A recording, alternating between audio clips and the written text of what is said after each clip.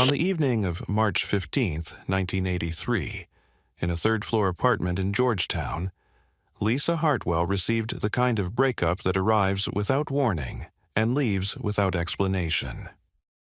Victor Peterson stood near the door, keys already in hand, and told her that the relationship wasn't working anymore, that he needed space, that it would be better for both of them if they made a clean break. He was 41 years old, worked as what he described as a telecommunications consultant for various defense contractors, and for the past 14 months had been the center of Lisa's emotional world.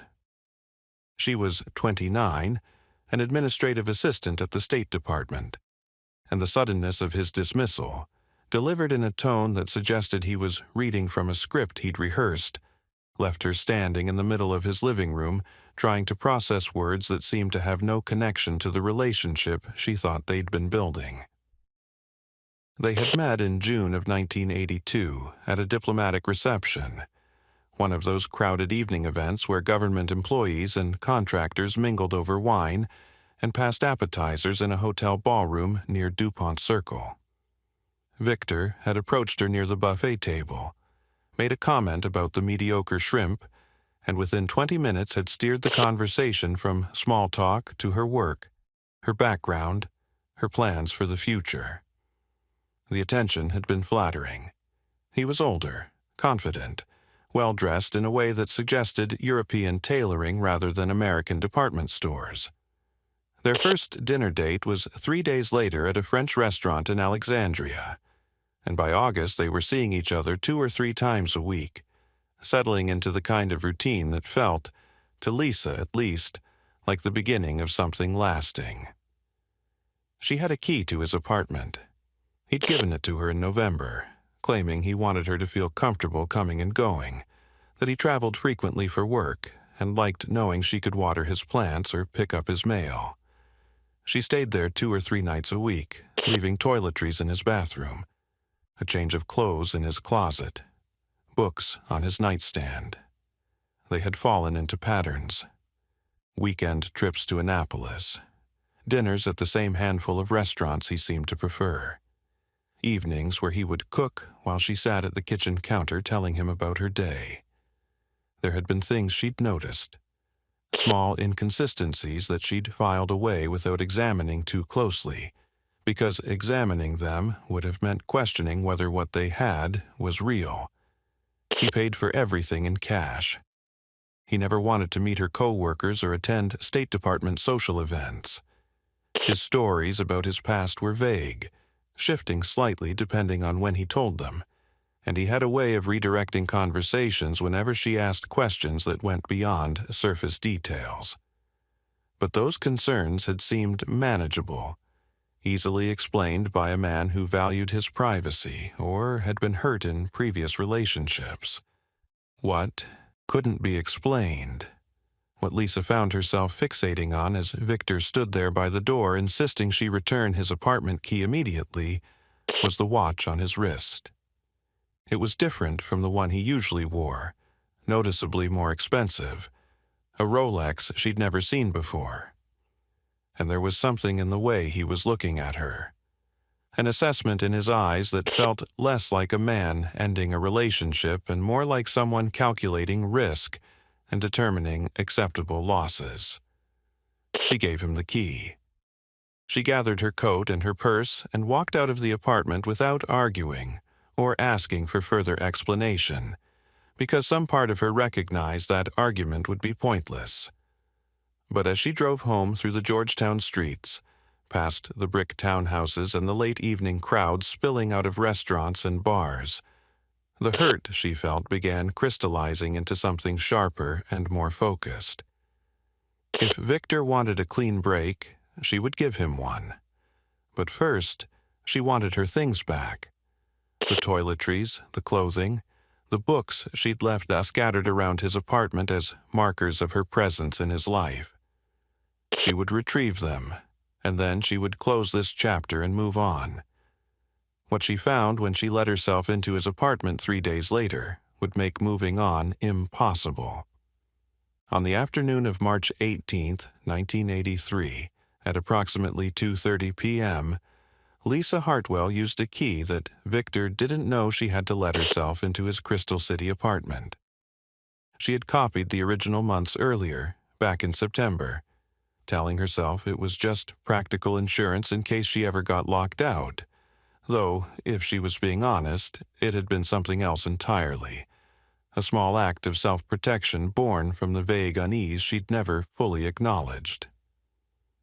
The apartment was on the 14th floor of a high-rise that catered mostly to transient professionals, people who worked government contracts and moved every few years, and the interior reflected that temporary quality.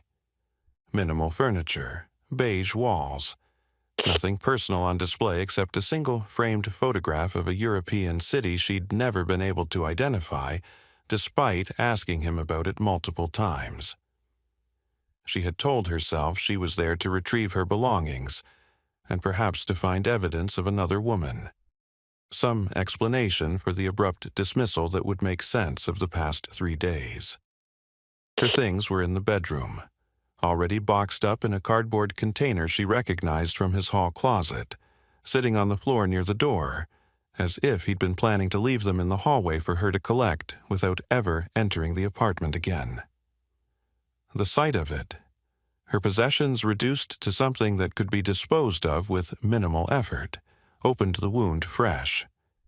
But she pushed past it and began searching the rest of the apartment with the methodical attention of someone looking for proof of infidelity. The bathroom yielded nothing, the living room the same, the kitchen showed no signs of female presence beyond her own abandoned coffee mug in the sink. It was in the bedroom, in the desk he kept against the far wall beneath the window, that she found the locked drawer. She had never noticed it was locked before, had never had reason to open that particular drawer, but now she tried the handle and found it wouldn't move. She remembered suddenly that he'd shown her how to pick simple locks once, months ago, claiming it was a useful skill everyone should have, demonstrating with a paperclip and the lock on his briefcase. She found his tools in the kitchen, 2 thin pieces of metal he kept in a drawer near the stove, and she brought them back to the bedroom and worked the lock until it clicked open. Inside were 3 passports, each with Victor's photograph but different names. Victor Peterson, the name she knew, along with Michael Brennan and David Coleman. The birth dates were different. The issue locations were different, but the face in each photograph was unmistakably his. Beneath the passports was a camera, small and flat, a Minox that she recognized from spy novels as the kind used for photographing documents. There were notebooks filled with Cyrillic writing, careful columns of letters and numbers that meant nothing to her, but that suggested a language she'd never heard him speak. Receipts from a photo development lab in Arlington, dated over the past 6 months, with coded notations written in the margins. And cash, nearly $12,000 in bundled hundreds, rubber-banded in stacks of $1,000 each. But what made her hands start shaking, what transformed confusion into sick understanding, was the paper she found beneath the cash. It was in her own handwriting, a schedule she'd written out for him back in January when he'd asked about her work routine, claiming he wanted to plan their dates around her availability. She had written down her office hours, the days she worked late, the security shift changes at the State Department building, the names of her co-workers and their positions. At the time, it had seemed like consideration, like a man who wanted to maximize their time together. Now, looking at that paper filed carefully alongside Russian writing and false identities, and thousands of dollars in cash, she understood what she had actually provided him. Access intelligence. Information about security patterns and personnel that could be used by someone who needed to know when and how to approach a target. She thought about all the questions he'd asked over 14 months. Questions about her co-workers, about office layout, about which departments handled which kinds of information. Questions she'd answered freely because they'd seemed like normal interest in her professional life, the kind of questions a partner asks when they care about your day. She thought about the documents she'd mentioned in passing, the cables that crossed her desk, the names of diplomats and officials she'd referenced in casual dinner conversation. She had been useful to him. That was why he'd cultivated the relationship. That was why he'd given her a key and made her feel important and listened so carefully to everything she said.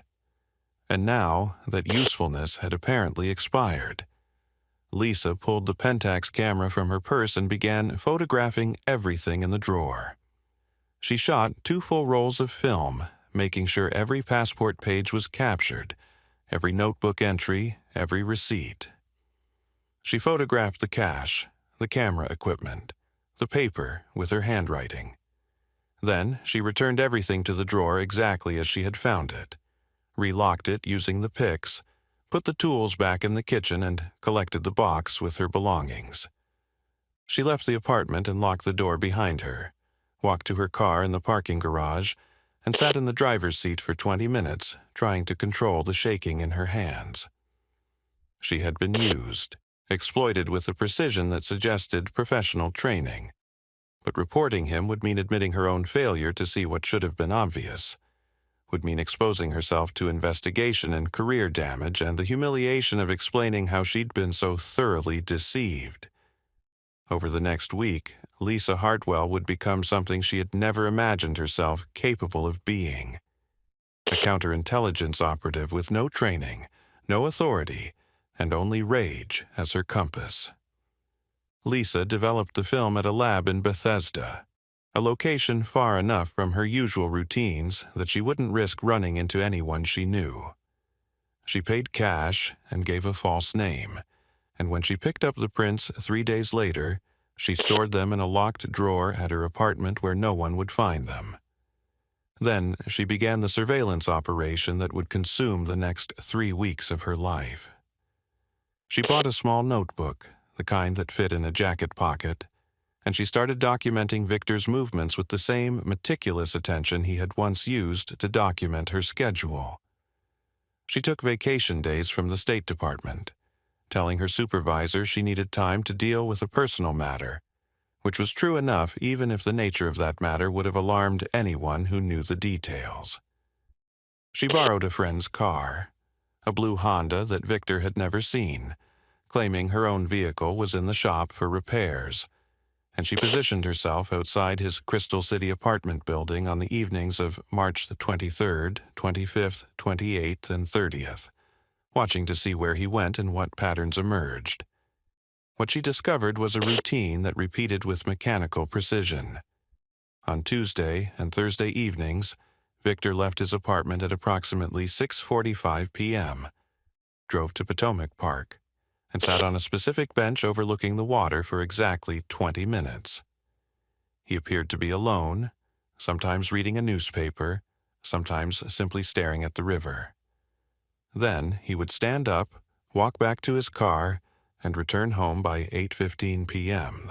Behavior struck Lisa as identical to the kind of dead-drop operations she'd read about in spy novels, the books she'd consumed over the years because they felt exotic and removed from her administrative work life.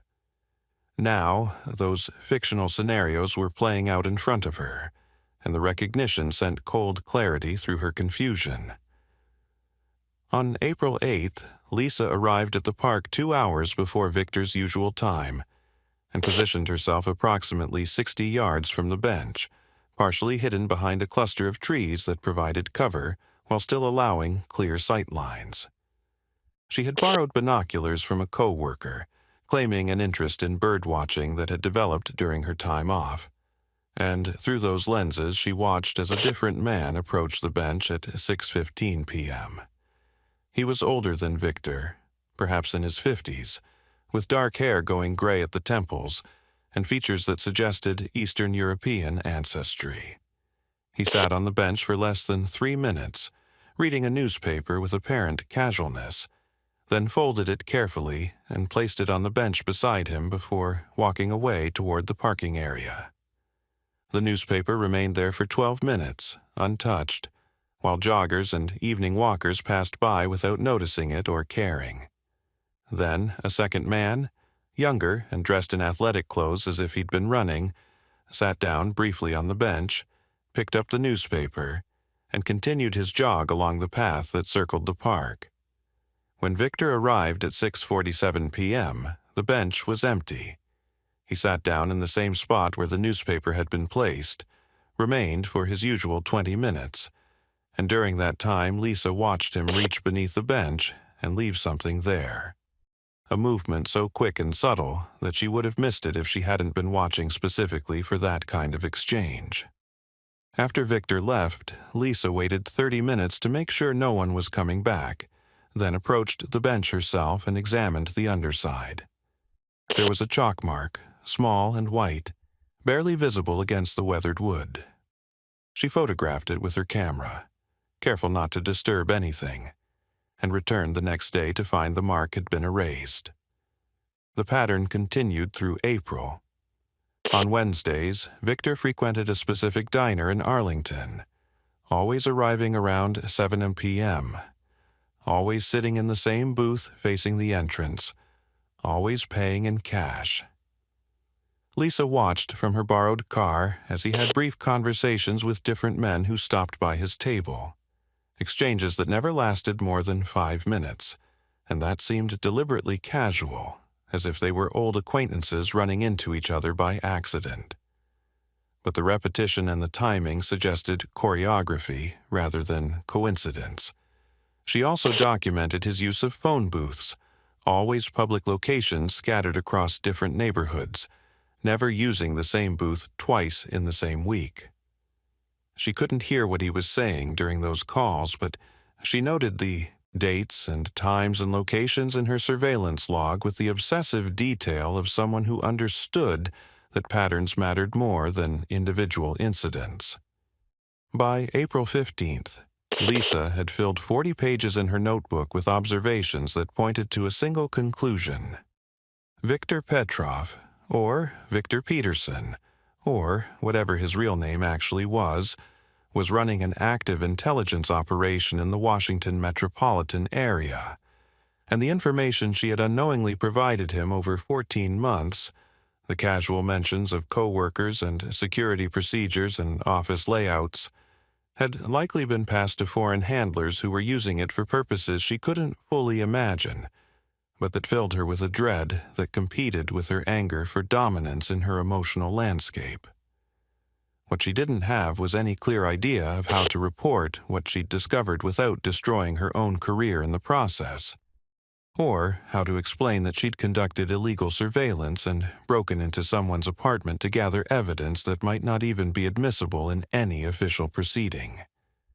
The question that kept her awake at night was whether doing the right thing now could somehow compensate for the monumental failure of judgment that had led her to this point, or whether she was simply compounding her mistakes by refusing to walk away and let professional investigators handle problems that were far beyond her training or authority. The complexity of Lisa's position became clearer the more she thought about what reporting Victor would actually mean. She held a security clearance that allowed her access to classified State Department communications, and she had been romantically involved with a suspected foreign intelligence operative for more than a year. She had failed to report suspicious behavior during the relationship, behavior that in retrospect seemed glaringly obvious to anyone with basic counterintelligence awareness. She had broken into his apartment without authorization, conducted unauthorized surveillance using methods she'd learned from novels rather than training, and gathered evidence through means that were almost certainly illegal. The FBI would investigate her as thoroughly as they investigated Victor. Perhaps more so, because she was the one with legitimate access to government systems and classified information. Her career at the State Department would likely end regardless of whether she was found to have knowingly assisted him, because the mere fact of the relationship demonstrated catastrophically poor judgment. But if she didn't report what she'd discovered, she became complicit in whatever operations Victor was still conducting. The information she had provided him however innocently, might already be in Moscow or wherever his handlers ultimately sent their intelligence products. And if he continued using the dead drops and the meetings and the communication methods she'd documented, if American secrets continued flowing to foreign governments because she'd chosen to protect her career over her duty, then the responsibility for that damage would rest with her as much as with him. The anger she felt when she thought about his manipulation competed constantly with the fear of what would happen when she stepped forward. And underneath both emotions was a humiliation so profound that it made her physically sick when she allowed herself to dwell on it. He had seen her as useful, nothing more. Every intimate moment, every conversation, every gesture that had felt like genuine affection had been calculated to extract maximum value from someone he'd identified as vulnerable and exploitable.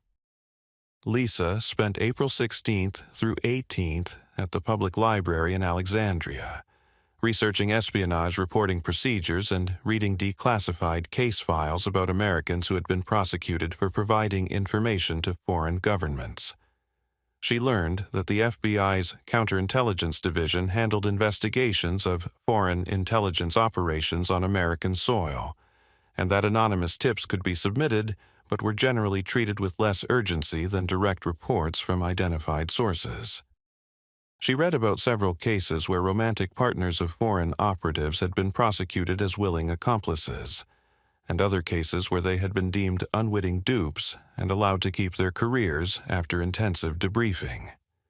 The distinction seemed to rest on whether investigators believed the American had known or should have known what their partner was actually doing, a subjective standard that terrified her because she couldn't predict which side of that line her own case would fall. On April 19th, Lisa spent most of the night awake, mentally rehearsing how she would explain the relationship and the discovery and the surveillance to federal agents who would be trained to detect deception and evaluate credibility. She wrote out a full statement in her notebook the following day, a document she never intended to send, but that helped her organize the timeline and the evidence in a way that might sound coherent under interrogation. On April 21st and 22nd, she returned to Victor's apartment building and photographed him meeting with an unknown man in the parking garage, using the telephoto lens she'd borrowed from a photography enthusiast at work who thought she was developing an interest in the hobby. The photographs were grainy and taken from distance, but they showed Victor engaged in what appeared to be an intentional meeting rather than a chance encounter. Another piece of evidence that might prove useful if she decided to move forward. The decision crystallized on April 23rd, when Lisa was leaving the State Department building at the end of her workday and found Victor waiting near the entrance. He was standing by a concrete planter, hands in his pockets, looking directly at her as she came through the security doors. The conversation was brief and cold. He asked if she'd kept the key to his apartment, his tone suggesting he already knew the answer and was testing whether she would lie. She told him she'd destroyed it, that she didn't want anything from him or any continued contact. But what made her blood run cold was when he mentioned her coworker Jennifer by name, asking casually if Jennifer was still handling the European diplomatic cables or if that responsibility had shifted to someone else. It was a detail Lisa had mentioned months ago during a dinner conversation, and his decision to reference it now, in this context, felt like a threat wrapped in casual inquiry. He was demonstrating that he remembered everything she'd told him, that he knew her professional connections and her vulnerabilities, and that his interest in her workplace had not ended with their relationship. She walked to her car without responding further, but as she drove home through the Northern Virginia suburbs, she understood that hesitation was no longer safe. Victor suspected something. Whether he suspected she'd entered his apartment, or merely that she might report the relationship to her security officer, she couldn't know. But his appearance at her workplace, his deliberate mention of classified information she'd discussed, made clear that she was already in danger of some kind. On April 24th at 3:47 p.m., Lisa used a payphone at a shopping center in Fairfax to call the FBI's Washington field office. Her hands shook as she dialed, and her voice sounded thin and uncertain when she told the operator that she had information about possible espionage activity. She was transferred to a duty officer in the counterintelligence division, and she provided minimal details over the phone, saying only that she had documentation, photographs, and surveillance logs that she believed would be relevant to an ongoing threat. An appointment was arranged for the following morning at 11 a.m., and the agent gave her specific instructions about which entrance to use and what identification to bring. That night, Lisa assembled all her evidence in a manila envelope.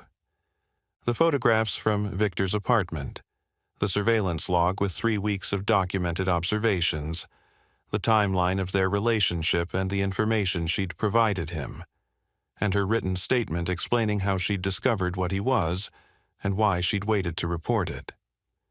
She accepted that whatever happened to her career, whatever professional consequences followed from her poor judgment, at least Victor wouldn't be able to use anyone else the way he'd used her. On the morning of April 25, 1983, Lisa Hartwell walked into the FBI's Washington field office carrying evidence that would dismantle a Soviet intelligence network that had been operating successfully in the shadow of the American government for at least 5 years. Special Agent Robert Crawford had been working counterintelligence cases for the FBI for 11 years, and his initial reaction to Lisa Hartwell's phone call had been measured skepticism. Reports from jilted romantic partners claiming their former lovers were foreign spies were common enough that the Bureau had developed protocols for sorting genuine leads from emotional revenge fantasies. But when Lisa arrived at the Washington field office at precisely 11 a.m. on April 25th and began laying out her evidence with the methodical precision of someone who had thought through every detail, Crawford's skepticism shifted to intense professional interest. The photographs showed 3 passports with different identities, specialized camera equipment designed for document photography, notebooks filled with Cyrillic writing, and nearly $12,000 in cash that had no legitimate explanation. The surveillance log documented dead drop locations and timing patterns that matched known Soviet intelligence protocols. And Lisa's timeline of the relationship, painful in its honesty about what information she'd provided and when, demonstrated either remarkable candor or a sophisticated attempt to establish credibility through apparent vulnerability. Crawford spent 4 hours interviewing Lisa that first day, taking her through the relationship from beginning to end, asking her to recall specific conversations and specific questions Victor had asked about her work. He was particularly interested in the schedule she'd written in her own handwriting, the document she'd found in Victor's locked drawer that showed her office hours and security shift changes, and the names of co-workers who handled sensitive materials. According to Crawford's assessment, documented in a memo that would later be declassified under Freedom of Information Act requests, Lisa's relationship appeared to be a textbook example of a targeted recruitment operation. Victor had likely identified her at the diplomatic reception as someone with useful access, cultivated the relationship to maximize intelligence collection, and terminated contact when the operational security risk outweighed the diminishing returns of information she could provide. Lisa's decision to conduct personal surveillance rather than immediately reporting the relationship showed poor judgment, Crawford noted, but it had also generated evidence that would be extremely valuable in building a prosecutable case. The FBI's investigation expanded rapidly over the following 2 weeks. Background checks on Victor Peterson revealed that his Social Security number was legitimate, but had only been issued in 1978, with no employment or credit history prior to that date. His supposed employer, Global Telecommunications Consulting, turned out to be a shell company with an Arlington address that corresponded to a mail drop location. His apartment lease had been signed with documentation that appeared authentic, but that didn't withstand deeper scrutiny. Everything about Victor Peterson's identity suggested it had been constructed specifically to provide cover for intelligence operations, and the absence of any paper trail before 1978 indicated he was likely what the intelligence community called an illegal, a foreign operative living under deep cover without diplomatic protection. Surveillance teams were assigned to Victor beginning April 28th, and over the next 10 days they confirmed the patterns Lisa had documented. The Tuesday and Thursday evening visits to Potomac Park, the Wednesday meetings at the Arlington Diner, the use of public phone booths scattered across different neighborhoods. On May 3rd, FBI agents using long-range photographic equipment observed Victor photographing documents inside his apartment, holding papers up to his window where the natural light was better for the Minox camera. On May 6th, a dead drop containing microfilm was intercepted at the Potomac Park bench, examined in a secure facility, and carefully returned to its location before Victor's handler could retrieve it. The contents of that microfilm included State Department cables regarding European diplomatic negotiations, personnel rosters for various government offices, and detailed information about security procedures at facilities where classified materials were handled. Some of the information corresponded exactly to details Lisa could have provided during casual conversations about her work, a fact that would later be used to demonstrate the scope of damage her unwitting cooperation had enabled. Lisa remained under FBI supervision during this period, required to maintain her normal routine while avoiding any contact with Victor or anyone who might be connected to his network. Her security clearance was suspended pending the outcome of the investigation, though she was allowed to continue working in a limited capacity that didn't involve access to classified materials. She underwent multiple debriefing sessions where counterintelligence specialists walked her through every conversation she could remember, every question Victor had asked, every piece of information she might have mentioned in passing. The psychological toll was substantial, according to the FBI psychologist who evaluated her fitness to continue cooperating. She experienced what the evaluation described as acute shame responses, coupled with controlled anger, a combination that made her an unusually motivated witness, but also someone who required careful handling to prevent emotional collapse. The identification of Victor's handler came through a surveillance photography that matched faces to names in the FBI's database of known Soviet intelligence officers. Yuri Volkov was listed as a trade attaché at the Soviet embassy, a diplomatic position that provided cover for his actual work as a case officer running assets in the Washington area. The connection between Victor and Volkov, documented through multiple photographed meetings and the intercepted dead drop, established the chain of custody for intelligence materials that were being funneled back to Moscow through diplomatic channels that would be extremely difficult to penetrate further without risking a major diplomatic incident. The decision was made to arrest Victor before the next scheduled dead drop on May 20th, both to prevent any warning from reaching Volkov and to maximize the element of surprise that might lead to additional cooperation or evidence. At 6:15 a.m. on May 20th, 1983, FBI agents executed a federal arrest warrant at Victor's Crystal City apartment. He was taken into custody without resistance, and the subsequent search of his apartment yielded additional cameras, undeveloped film, coded communications materials, and $47,000 in cash hidden in various locations throughout the residence. His real identity, established through fingerprint analysis and comparison with KGB personnel files obtained through a cooperative defector, was Viktor Petrov, a Soviet intelligence officer who had been infiltrated into the United States in 1978 with the mission of developing assets within the American foreign policy and defense establishment. Lisa was notified of the arrest by Crawford later that morning. She was required to testify before a federal grand jury as part of the indictment process, and her testimony would be crucial in establishing the timeline of the relationship and the methods Victor had used to extract information. When Crawford asked her if she had any statement she wanted conveyed to Victor, Lisa's response was documented in the case file. She said she wanted him to know that she was the reason he was in custody, that the woman he'd thought was useful had turned out to be his undoing. But the arrest was only the beginning of her reckoning with what had happened. The trial, the publicity, and the professional consequences would unfold over the next year, forcing her to confront not just what Victor Petrov had done to her, but what she had failed to see about herself.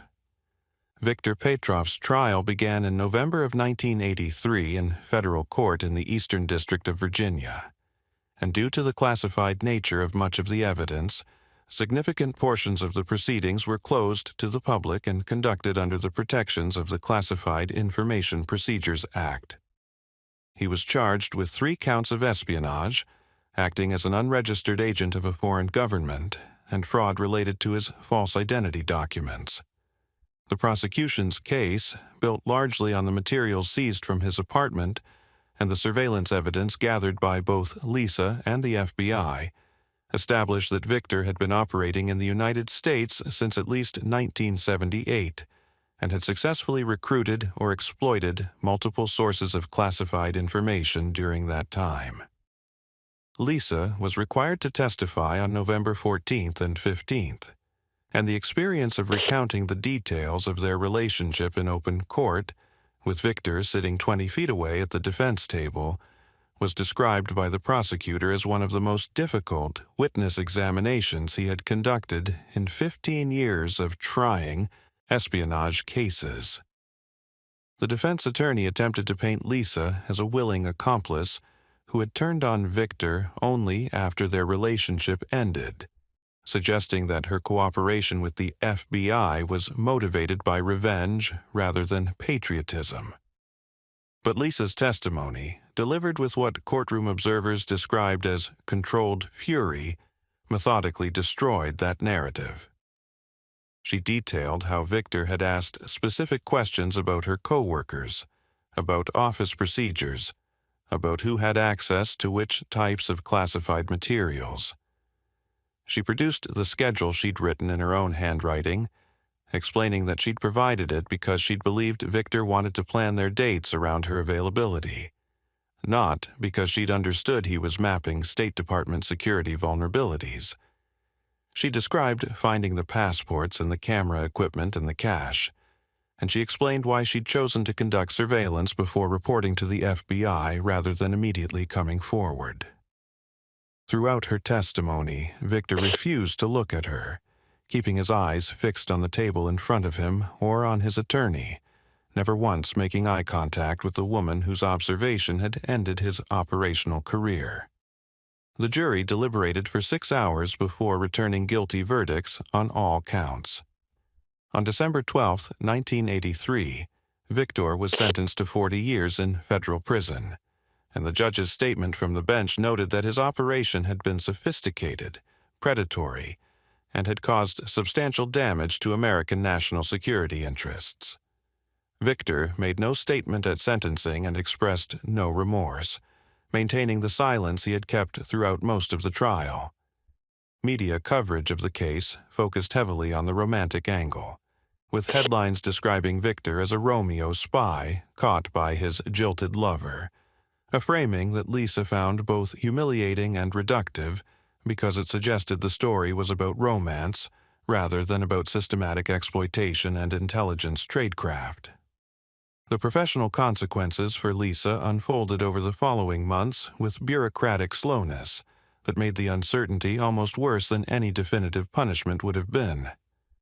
The State Department conducted a formal security review that lasted from January through March of 1984, during which Lisa underwent intensive counterintelligence debriefing, psychological evaluation, and assessment of whether she could be trusted to maintain access to classified information. The final determination was that she had demonstrated poor judgment, but not malicious intent, and that her decision to report Victor and cooperate fully with the investigation weighed in her favor. Her security clearance was reinstated with probationary restrictions, and she was transferred to a different division where her work didn't involve handling classified diplomatic cables. It was a compromise that allowed her to keep her career, but made clear that the relationship with Victor would remain a permanent mark on her record. The personal toll proved harder to quantify or resolve. Lisa's reputation within Washington's diplomatic and foreign policy circles had been damaged in ways that affected everything from professional networking to personal relationships. She became known as the woman who had dated a Soviet spy, and that identifier followed her to social events, conferences, and even casual interactions with colleagues who hadn't known her before the trial. Her attempts at dating in the years that followed were complicated by the reasonable question of how someone could fail to notice they were in a relationship with a foreign intelligence operative. A question she had no good answer for except to say that people see what they want to see and miss what doesn't fit their desired narrative. She eventually stopped trying to date seriously, deciding that the risk of vulnerability wasn't worth the potential reward of companionship. She threw herself into her work instead, earning promotions despite the black mark on her security file, and she became an informal resource for State Department counterintelligence training, occasionally giving presentations about what indicators to watch for when someone might be targeting you for recruitment or exploitation. The broader impact of Victor's arrest extended beyond Lisa's personal damage. Yuri Volkov, identified through FBI surveillance as Victor's handler, was declared persona non grata and expelled from the United States within weeks of the arrest. 2 additional suspected assets in Victor's network were identified through materials seized from his apartment, and while one was arrested and prosecuted successfully, the other fled to the Soviet Union before law enforcement could move against him. Counterintelligence assessments concluded that Victor's network had been operating since 1978 and had compromised substantial amounts of classified information related to diplomatic negotiations, defense technology assessments, and personnel security vulnerabilities across multiple government agencies. In 1991, Viktor Petrov was included in a prisoner exchange following the collapse of the Soviet Union, traded along with several other convicted intelligence officers for American personnel who had been detained abroad. Lisa learned about the exchange from a news report, and the knowledge that Victor had served only 8 years of his 40-year sentence, while she continued serving what felt like a life sentence of professional suspicion and personal isolation, struck her as a fresh betrayal layered on top of all the previous ones. In 1995, Lisa gave her only public interview about the case to a journalist writing a book about Cold War espionage operations. Her reflection, preserved in that interview, captured the essential ambiguity of her experience. She said she didn't regret reporting Victor to the FBI, but she regretted ever believing him in the first place. She said the worst part wasn't that he had been a spy conducting intelligence operations against her country. The worst part was that every moment she'd thought was real, every conversation and gesture and expression of affection, had been calculated and performed for operational purposes. She said she'd exposed him not because she was a hero, or because she'd experienced some profound moral awakening, but because she'd refused to let him think he'd won. Refused to let him walk away believing she'd never figured out what he actually was. The story of Lisa Hartwell and Viktor Petrov is not a simple narrative about patriotism triumphing over foreign subversion. It is a story about how the same actions can be simultaneously motivated by duty and by revenge, about how doing the right thing doesn't protect you from suffering the consequences of having been wrong in the first place. Lisa's exposure of Victor was both an act of courage and an act of fury, and the cost of that exposure, measured in career damage and personal isolation and permanent loss of the ability to trust her own judgment about people, would define the rest of her life in ways that no verdict or sentence could address. It was a story about love and manipulation, and the thin line between being a victim and being complicit, and about how that line can remain blurry even after all the facts have been established, and all the classified materials have been declassified, and all the consequences have been absorbed.